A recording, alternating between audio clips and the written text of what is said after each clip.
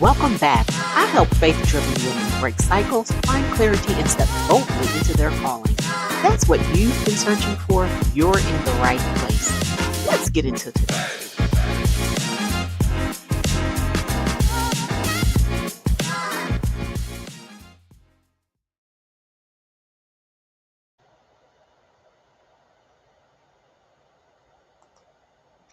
Hey, good day, good day, good day. I want to welcome you back to today's video. And I am going to jump right into what we're going to talk about on today.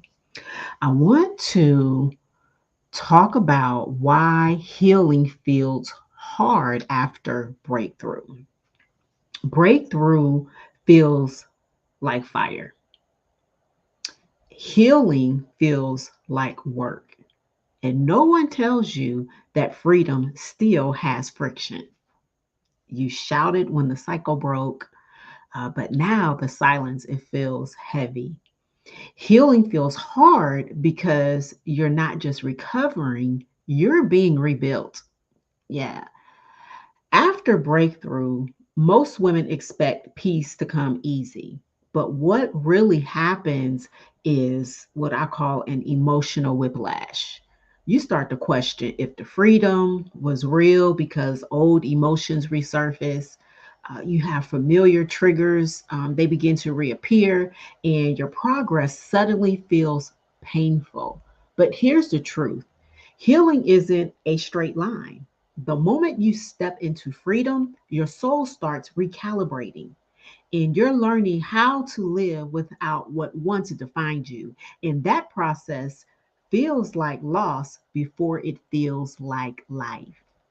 So let's get into our three DDB life keys. Life key number one: you have to discern why healing feels harder after breakthrough. The root issue is you expected deliverance to erase the discomfort, not expose what still needs discipline. The body and the mind need time to adjust to peace.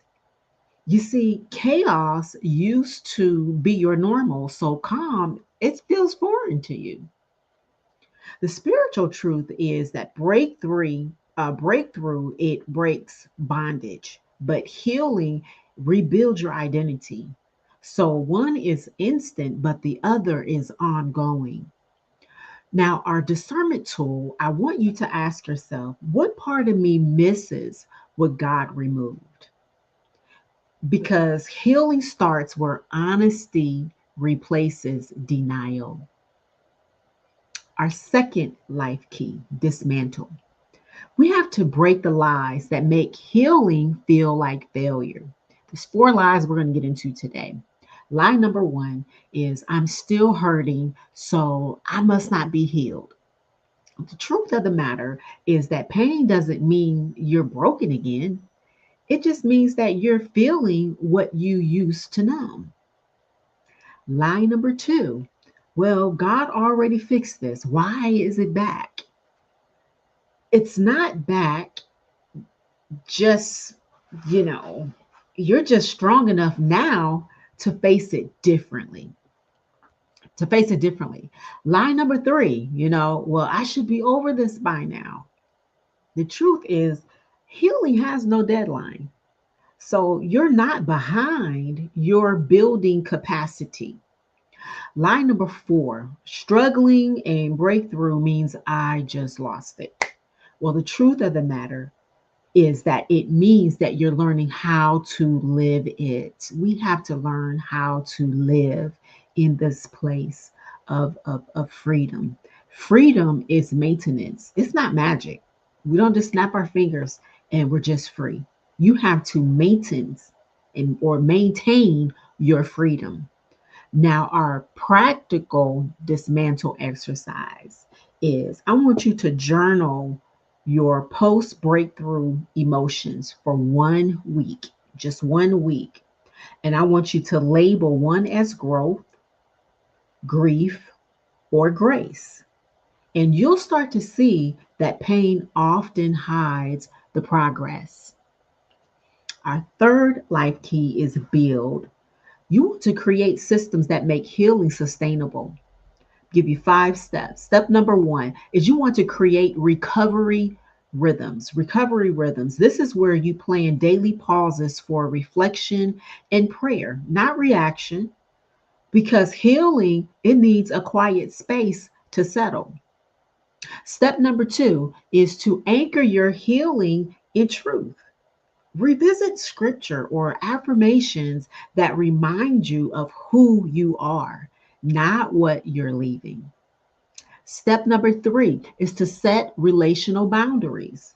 You want to limit access to voices connected to your old version because healing fails when old influences re enter too soon. Step number 4, celebrate the micro wins. Don't wait for a total transformation to rejoice. Every new response is proof of your progress. Step number 5, rest in routine. Familiar structure, it reduces emotional fatigue. When we have predictability, that is what protects our peace. So the spiritual truth in the build life key is that healing is the discipline of staying free. Staying free. You're not backsliding, you're stabilizing. And healing feels hard because God is strengthening what your pain once weakened. Now, here's my favorite part. I love to share with y'all how I use AI as a tool. You can use AI to structure your healing season. What does that look like? Try this prompt. Ask ChatGPT or whichever platform you're using to create a 30-day emotional maintenance plan with daily reflection prompts and scripture focus. And let AI help you to organize what your heart is learning. You see, this is how you walk through the hard side of healing. You discern why discomfort, it doesn't mean defeat. You dismantle the lies that confuse pain with failure, and you build these rhythms that let your healing settle. This is where maturity begins. Listen, in my closing, don't abandon what God started just because it feels hard. I want you to register today for the October the 21st Masterclass, where I'm going to show you how to structure your systems so healing becomes a lifestyle, not a season. The link is going to be in the description, or you can also scan that QR code there. I pray that this has been a blessing to you.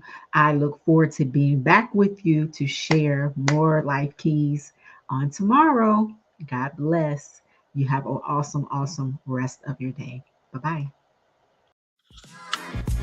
If today's message spoke to you, don't stay stuck another year. Book a call with me today. The link is in the description. And before you go, keep watching by clicking the next video on your screen. I'll see you there.